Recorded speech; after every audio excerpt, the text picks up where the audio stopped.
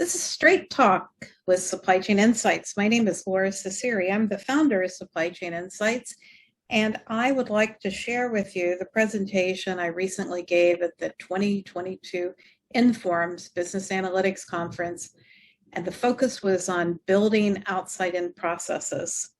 Today's supply chain processes are inside out. They're not outside in. And you might ask, why does it matter? Well, we're starting to see the crumbling of global supply chains that were built upon the three assumptions of governments are always rational, logistics is always available, and it's not.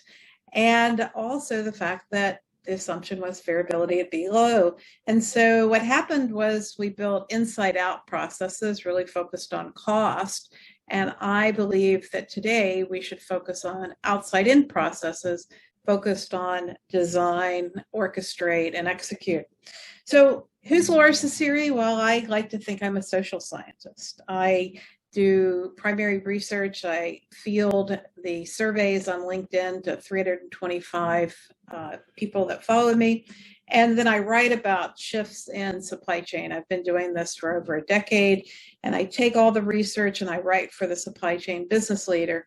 While other analysts write for the IT officers, I write for the business leader.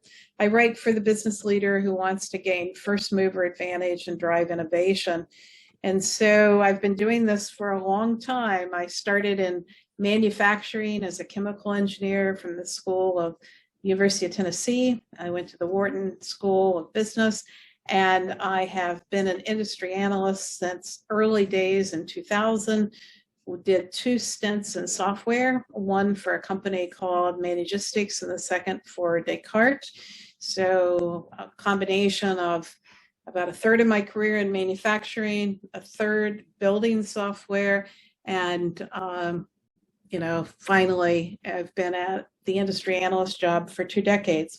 So many times people will say, what does an industry analyst do? And are you consultants? And I say, no. Consultants know the answer, and industry analysts are trying to find the questions to ask. And sometimes it's the questions that are the most difficult. So let's start with, what is an outside-in process?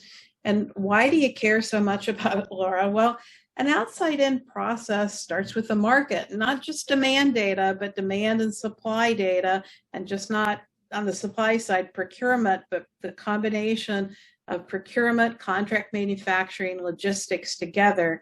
And market data surrounds a business, but is not used. In fact, 80% of the data that surrounds a company is not used.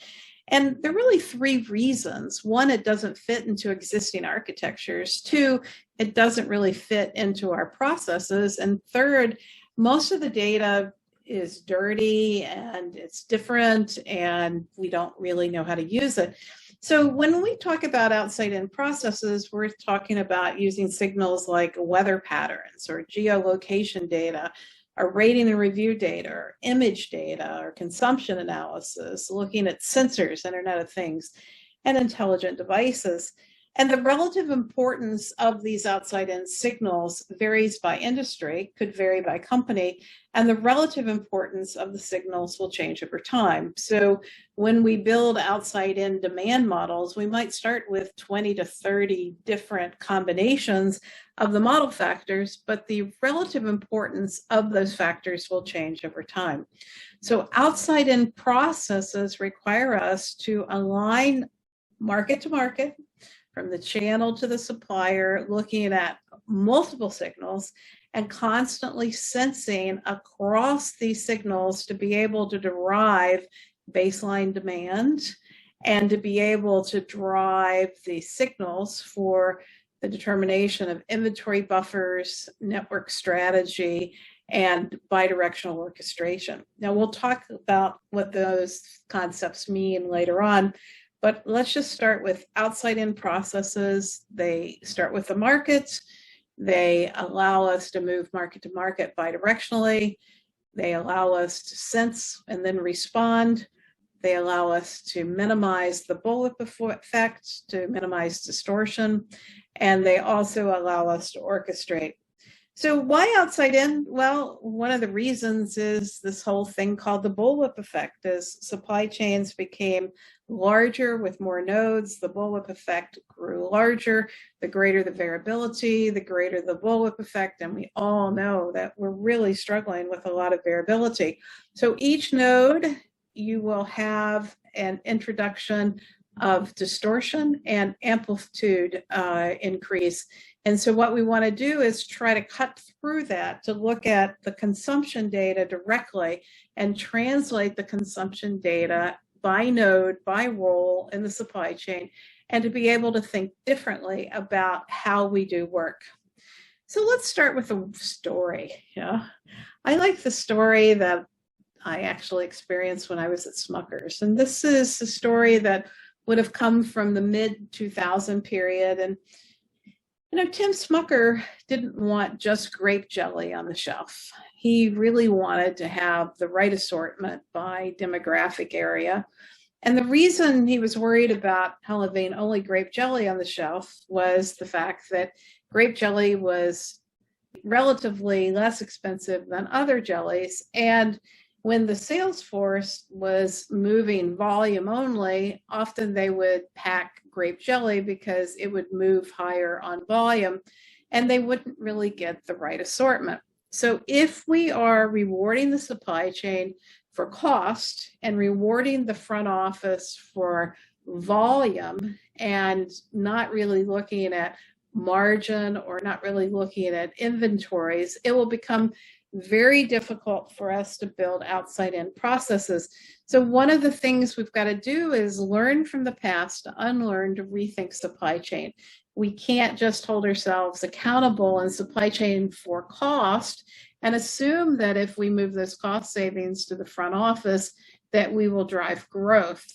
And one of the reasons is we have not adequately defined what an outside-in process is as it ties to customer centricity. I teach supply chain classes sporadically, and one of my favorite exercises is to have people draw the supply chain. I give them markers and Post-it notes like these drawings, and I ask them, draw your supply chain. Don't give any more instructions than that. And of 150 students, only one student has put a customer on their supply chain. So while we talk about customer-centric supply chains and we talk about growth in the supply chain, we haven't really designed with that element in mind. And in fact, most supply chain leaders, I find, don't really know the customer and often will depend upon sales and marketing policies to define what they should do. Now, the issues are really threefold with that approach. One is sales and marketing input tends to be functional, not market-driven, but marketing-driven or sales-driven. And marketing data and sales data carry with it its own bias and segmented look at the market. Two, that view often has process latency associated with it because the marketing data typically works on a 4-month, 6 weeks, quarter-based cadence, and the supply chain is really moving daily data daily. And also the sales data will often have quite a bit of bias and error due to sales incentives. So the third is that sales and marketing and operations are not aligned in most organizations. In fact, I find that the alignment has become more problematic over the last decade. So we can't just say that if we say customer-centric, that the supply chain will be customer-centric. Instead, what we need to do is to define customer strategies, tie them to policies, tie them to rules, and really implement customer-centric behavior. And outside-in processes start with the customer. They start with what is the role of the supply chain and the customer experience through all 4 moments of truth. When the customer buys the product, are they delighted? When the customer wants the product, is it available? When the customer uses the product, Was it a great experience? And when the customer disposes of the product, is it such that it meets our sustainability elements? And so working on those 4 moments of truth and really tying it to policies and rules is a step change, but necessary for outside-in processes. Now, a lot of data has been around for a long time, but we don't use it. An example are barcodes. Barcodes were first used in Marsh Supermarket in 1968. I really love this picture. The lady with the hands on her hip reminds me of my mom. And so much has changed in the supermarket. You know, we know a lot when we scan an item across the register. However, that point of sale data is not effectively used by any consumer products company anywhere in the world, despite the fact that it started in 1968. Now, I had a conversation with a very large consumer products company about why they were not using point of sale data directly into their supply chain. And, you know, the person that I was talking to, you know, looked down their nose at me and said, Lora, you just got to understand the data is not perfect. And what's wrong with order data, right? We run our supply chains with order data. Well, let me tell you what's wrong with just running your supply chains on order data. Variability is increased, and order latency or demand latency from the channel has increased. So you might say, well, what is demand latency? Demand latency is the time from an item being purchased in the channel to the translation of that fulfillment to an order by a consumer manufacturer. When I used to work at Clorox, the demand latency for my products, which shipped out of Atlanta, Georgia, to Walmart Coleman was 18 days. And that was for gallon bleach. But when we added to the product portfolio, we added colors and flavors and sizes, and we elongated the tail of the supply chain, the demand latency increased threefold. And the ability to get an accurate signal for smaller sizes that were flavored, which were lumpier demand, was almost nearly impossible because of the very high coefficient of variation and the extreme demand latency. So those items had demand latency of 100 days. Likewise, if I have a product that's extremely seasonal, like over-the-counter drugs, the demand latency there can be 3 to 4 months. So you can see that as companies widen the portfolio or widen their channel strategies, causing the demand to become lumpier and more latent, the order becomes less and less of a good proxy to look at for demand. And so despite the fact that barcodes were first used at Marsh in 1968, we don't use them, most companies feel okay with the order signal. But then the pandemic happened, and they wondered why they were so late figuring out what true demand was. So I just want to be sure that we think hard about this.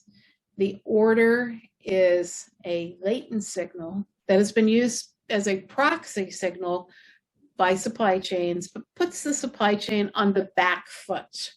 And the issue is demand latency.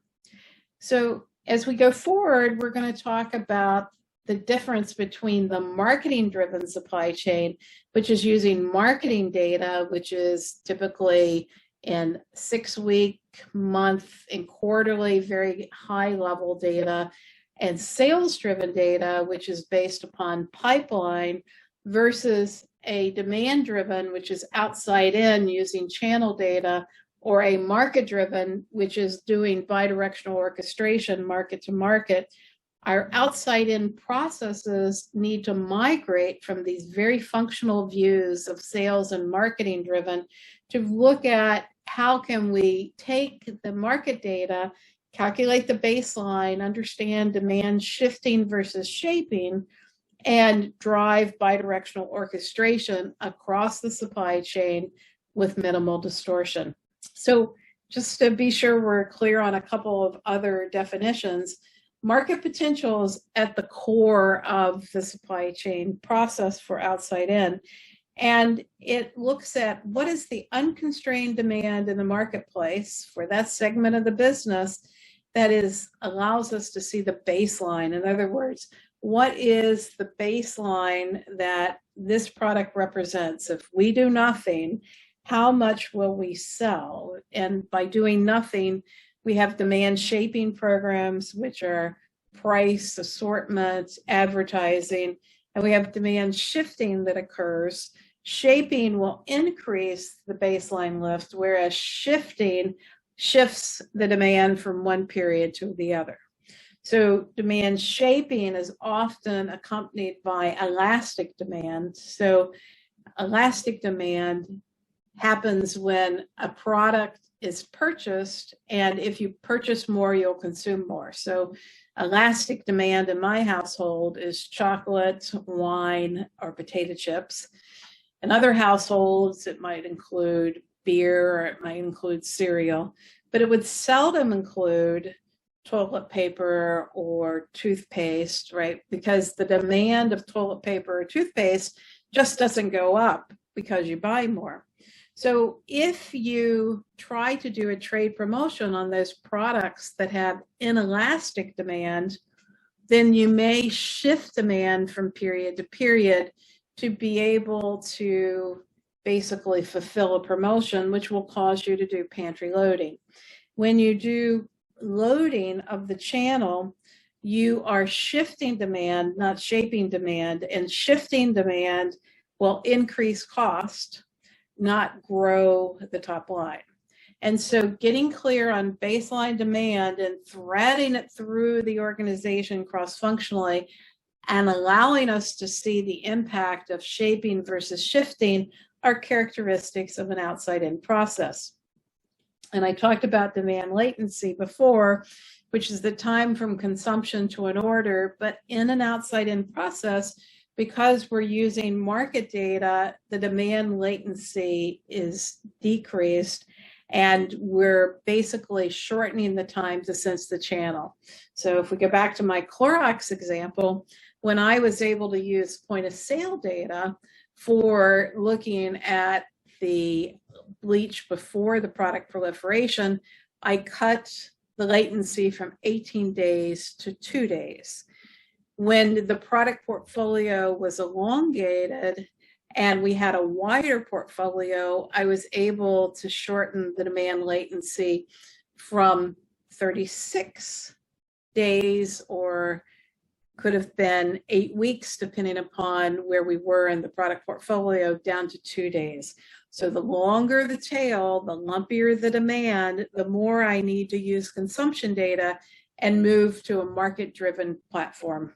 And in the case of BSH, which is one of the companies we've been testing some of our process design with, BSH makes white goods appliances. Bosch, Thermador are their brands.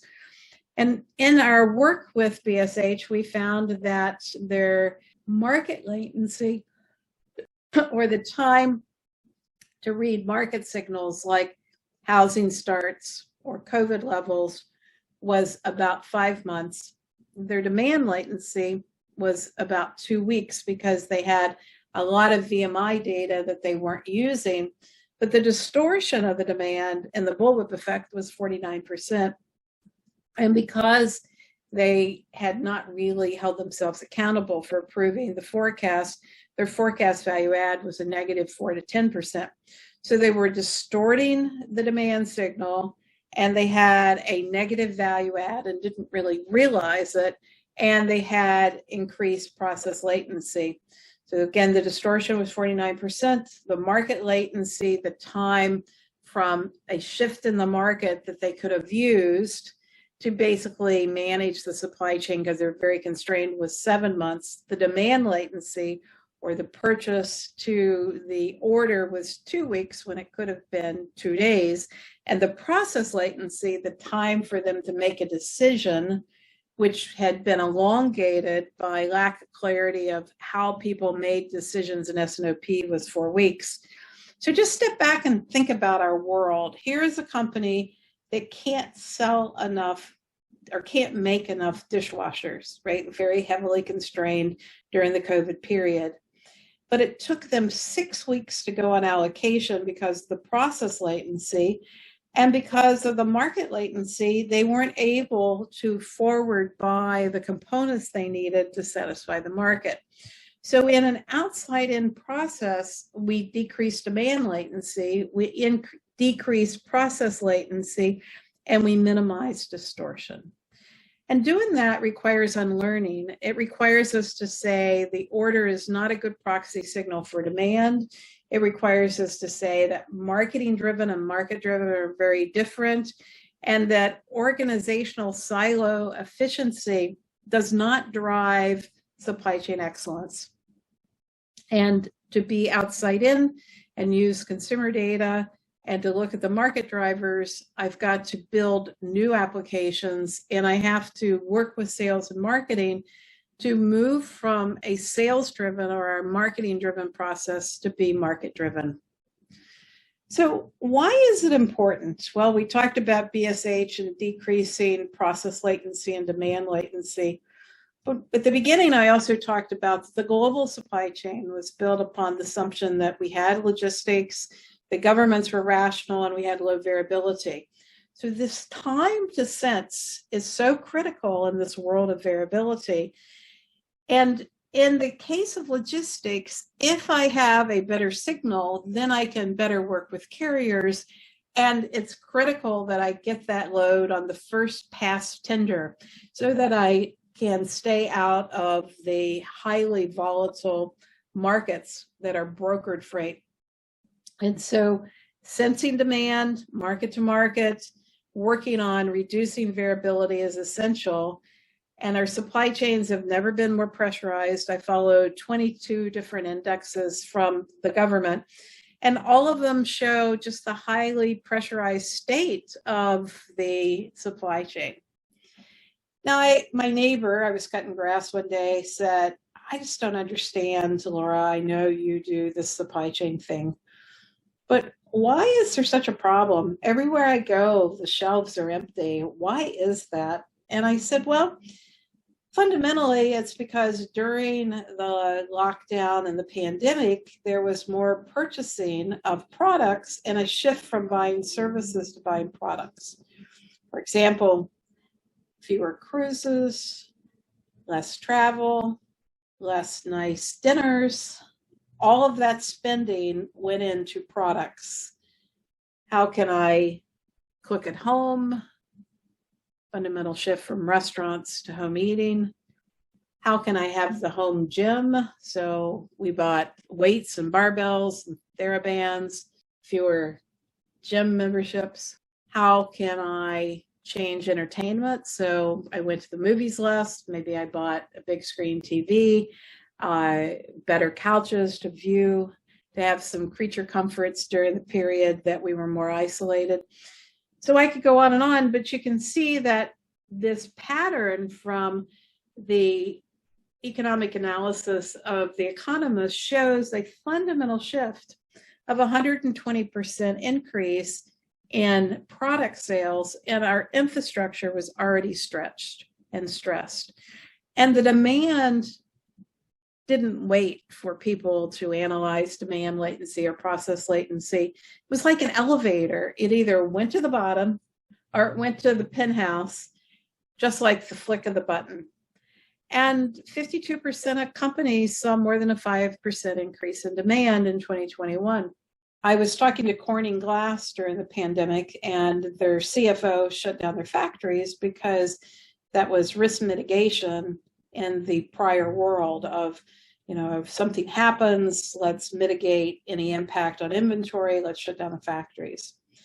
Well, the demand for glass in the United States was not high, but the demand for glass in China was quite high.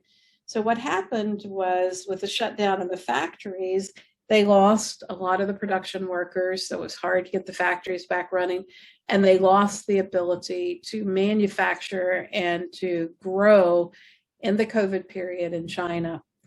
So this sensing of markets and our ability to control regional behavior and to align demand is what outside-in processes are all about. But it's not just about demand, it's also about supply. You know, supply and logistics lead times have increased our in-transit inventories and decreased reliability. So as we look at our headwinds and tailwinds, the energy outages, particularly in China and what we're starting to see in Europe with the Ukrainian-Russian war, lack of steady state production out of some of these facilities. Inflation, highest it's been since 1982. Port snarls, that wasn't so much that the lead times were elongated by 3 times, but it was the variability of the lead times. And then we have, of course, global unrest and risk mitigation that needs to happen, whether it's fires or hurricanes or tornadoes. We've got it all in spades. And, the ability to drive improvement comes down to us. It's the ability to use new forms of analytics, and we find that very few companies, less than 5%, really know the new forms of analytics and are piloting them to really look at pattern recognition on this market data. But we do have a heightened awareness of the supply chain at the board level and a heightened awareness of supply chain impacts, which fuels the ability for companies to be more innovative, to be able to test outside-in processes. And we have some relief coming with the transportation infrastructure bill for roads in the United States, not necessarily for our ocean port systems, because very little of this money is headed there. And of course, probably one of the greatest success stories are the vaccines and treatments that have happened. I know vaccines are a little political, but if you look at the stats, let's give thanks for all the scientists that have worked really hard on vaccines and treatments. But you can see the red greatly outpowers what could be the counter ability to fight these changes. So we've got to really step back and say what we have built since 1982. 1982 was the first year we defined supply chain as source, make, and deliver working together. Prior to that, supply chain was defined as logistics. And now we are working on a much broader concept of source, make, and deliver working together. But functional supply chains do not deliver effective supply chain outcomes where we have a balanced scorecard, and efficient functional silos do not create effective supply chains. So what happened in the last decade is we focused on automating the functions, reducing the fat and waste in the functions, and making those functions much more efficient. But the supply chain is a complex nonlinear system. So as I make manufacturing more efficient, if I'm not making a focus on the whole, on a balanced scorecard, then I will throw the supply chain out of balance, because manufacturing cannot operate in isolation from transportation, and transportation can't operate in isolation from procurement. And that's what's happened in the last decade, is we have made each of these functions more efficient, but less effective to work together. So I've been doing research for the last 2 decades, and I ask this question as a pretty standard question, and the answer has not changed in the 2 decades. Our ability to use data that's different, our cross-functional alignment, and our ability to manage volatility have remained issues. However, they've become much more critical in the period through the pandemic because of such a myriad of issues. We can't just say, I'm going to slap in a control tower, or I'm going to just put in a new ERP system, because these are not market-driven signals. And when we're market-driven, we've got to change our processes to be outside in, and to be able to drive that alignment against that market-driven signal. Now, some people say, well, Laura, the issue in the pandemic was we were focused on just-in-time processes. And I say, nope, it wasn't what I saw. So what we actually have happening in these market-driven processes is we have the right inventory at the right place, And if you look at the days of inventory comparison in 2020, we had 32 more days of inventory than we had in 2007. So what we have coming up is a big fire sale of inventory. We've got a lot of inventory in distribution and manufacturing that we're not going to be able to use. And we have not done a good job of managing inventory. Now, why have we not done a good job of managing inventory? 92% of companies have planning systems. The issue is that we have focused on safety stock, not on holistic design of supply chains. Only 9% of companies design their supply chains. And when companies manage inventory well, they're able to look at the form and function of inventory to be able to design buffers and push-pull decoupling points to manage inventory. It isn't just about safety stock. It's about the holistic management of inventory as a buffer across source, make, and deliver. So analytics is so positive, but look at where we're at in terms of people understanding what is an ontology, which is a fundamental set of truths to start the learning engines in AI, or open source analytics with Hadoop or Apache Spark, or new forms of optimization with fuzzy logic, or the understanding of Python. Yep, it's more than a snake. And most people are still looking at how can I put machine learning and AI on top of today's architectures versus how do I redefine taxonomies outside in. So you might say, well, okay, Laura, let's get to the end, right? What does this mean for planning? I know you're a planning gal, right? I question why we're not painting outside of the lines. When I was in kindergarten, I never painted in the lines. I was always the free spirit. And I say, let's just don't put machine learning and AI on top of existing hierarchies. Let's learn from the past to unlearn and build better. Let's use these market signals and manage multiple inputs to multiple outputs. This is the current state of planning. It basically is aligned along functional silos.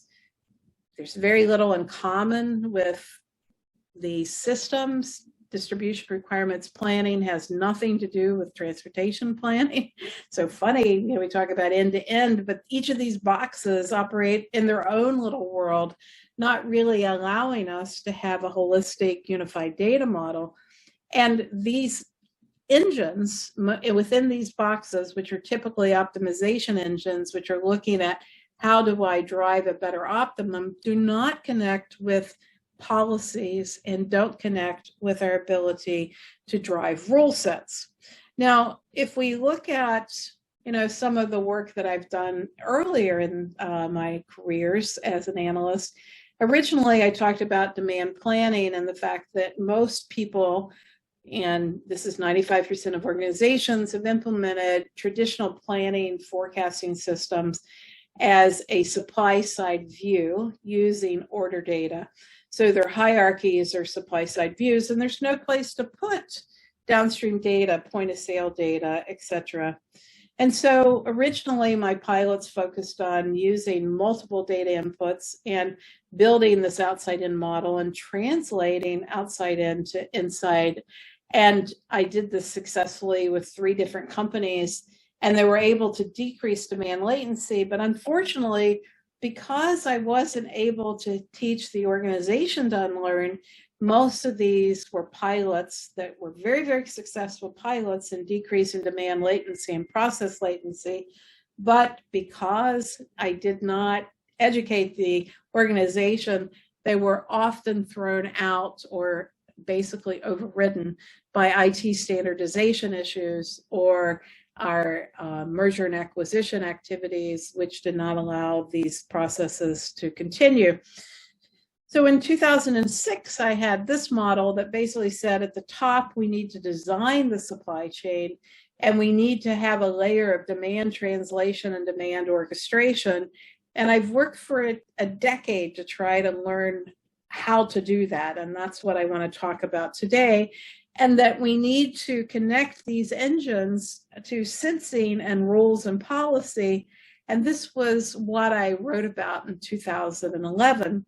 And then I started working with companies and I asked them to draw the rivers of demand, which here I'm asking people to paint outside the box, think differently, to draw the demand as a current or a flow, and to look at how do I orchestrate for all roles and all work that happens on the river to minimize the demand distortion and the demand latency. So this particular client had 80% of the channel represented by point of sale data, but that data stayed in the sales team, and the marketing data was very valuable but stayed in marketing. And because the planners did not believe in the ability of the planning system to calculate inventory accurately, they did it manually. And because marketing had a lot of programs that were not forecasted, we had 22 million unforecasted cases.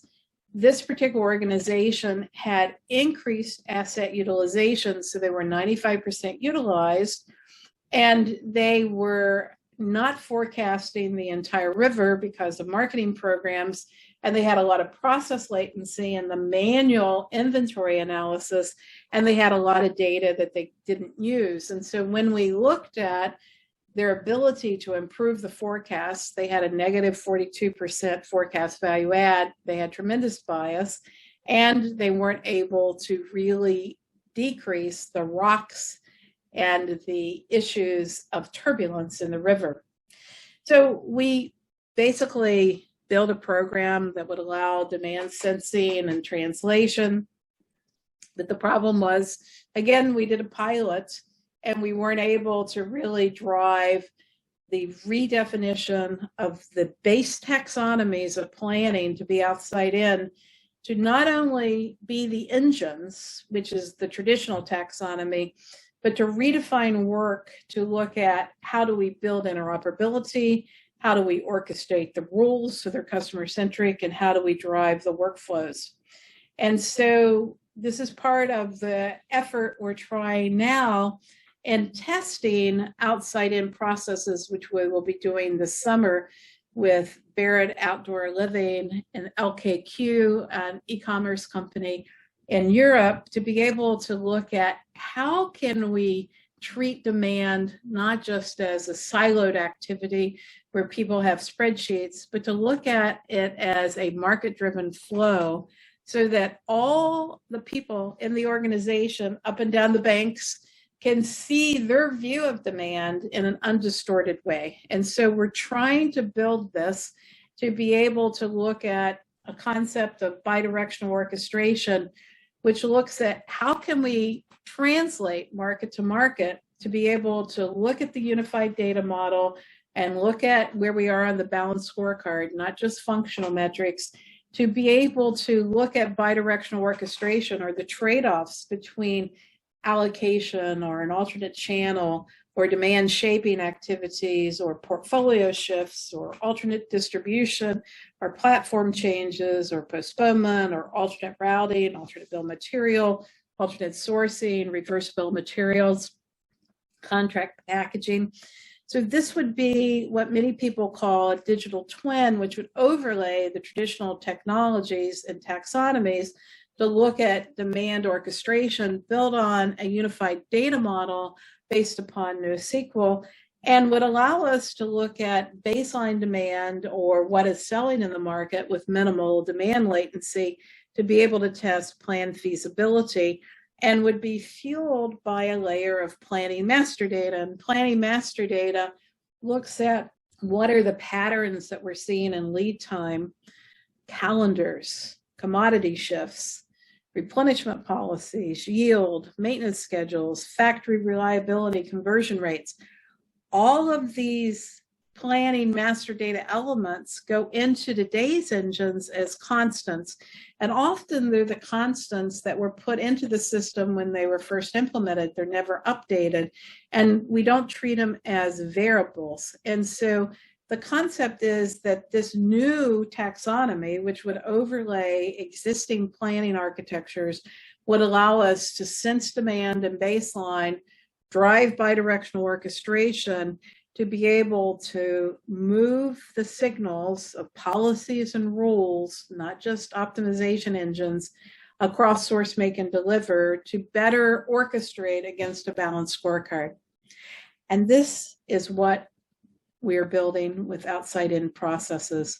So when I do the workshops with companies, and I've done this now with 80 individuals, I asked them, what was your greatest learning from the outside-in workshops? And it was that data doesn't have to be perfect with new forms of analytics, because machine learning can use that data when we only have 80% of the channel and can look at the patterns when the data is coming in with different levels of granularity. And that the models can be based upon multiple inputs to drive multiple outputs, so that, you know, in our demand-driven models where we're using 20 to 30 factors, not just orders and shipments, and those factors will change relative importance over time, new forms of analytics can allow us to model with multiple inputs to multiple outputs for the ability to showcase the demand for rolls down the river with minimal latency and distortion. And this connection of the model output to rules and policies by role is quite new for most companies. So when we say, well, of these piece parts that we're talking about and outside-in processes, what are the most relevant concepts for your organization? And the concept of bidirectional orchestration, which I talked about, looking holistically about how do I orchestrate and driving baseline demand, are the most important, closely followed by the balanced scorecard and the ability to have a market-driven knowledge graph or that unified data model across the taxonomies. You know, we're a long ways away from technology that can really be implemented mainstream on these new taxonomies. We're testing during the summer and we'll release the results this fall. But for people that are following the work, what we would encourage you to do is work within your organization to build the outside-in understanding. Define your demand streams. You don't have one stream, you have multiple. Draw your rivers of demand. Look where you have islands and rocks, and make sure that you're connecting the islands and minimizing the rocks. Measure your coefficient of variation, which tells you how forecastable is the demand stream, and minimize the forecast distortion and look at forecast value add to understand how much are you improving the demand stream. Calculate your demand latency. Understand how latent that order signal is by channel, because it's very educational to understand just how big that back foot is that most organizations work from. And measure the distortion period after period for your S&OP processes to help people to understand how well are you improving the process and how distorted is your signal. And as you work in redefining planning with new forms of analytics and data sciences, don't just paint in the box. Think about using NoSQL as a unified data model across price management to demand management or DRP to TMS, and think about how you redefine the architectures and processes to be able to drive bidirectional orchestration. And how do you get data to more people than just planners on a real-time basis at the speed of business, and then drive continuous improvement. So I hope you enjoyed this discussion. My name is Lora Cecere. I'm not a consultant. I'm an industry analyst. I'm helping people to ask the questions that need to be asked. In summary, no company was ready for the pandemic, but it opens up an opportunity for us all to redefine demand as a river and to think about bidirectional orchestration, because our new normal is variability. Our supply chains need to be redesigned outside in to decrease variability and to improve resilience. But the biggest barrier is unlearning. It's what's between our ears. It's the gray matter. So I encourage you to follow the work that we have going on Supply Chain Insights, come to our global summit, join a guiding coalition to think differently, to build outside-in processes. My name is Lora Cecere. I'm not a consultant. I'm an industry analyst, and follow this channel for the questions to ask. Thank you very much.